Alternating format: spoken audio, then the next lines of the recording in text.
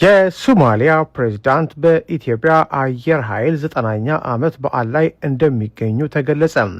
ባልደረባችን ዝርዝር አላት።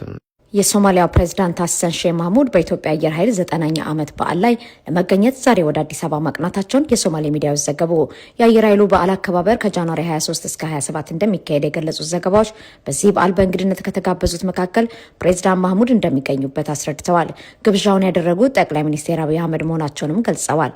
ሁለቱ መሪዎች በአየር ኃይል ጉብኝት እንደሚያደርጉ የጠቀሱት ዘገባዎች በተጨማሪም ልዩ ስብሰባ ለማድረግ ቀጠሮ መያዛቸውን አስታውቀዋል።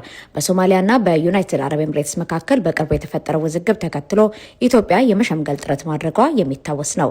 ይህ በእንዲህ እንዳለ የሶማሊያው ፕሬዝዳንት ሐሰን ሼህ መሐሙድ ወደ ስልጣን በወጡበት ባለፉት ወደ 4 የሚጠጉ ዓመታት በኢትዮጵያ ጉብኝት ሲያደርጉ ይህ 9ኛ ጊዜያቸው ነው።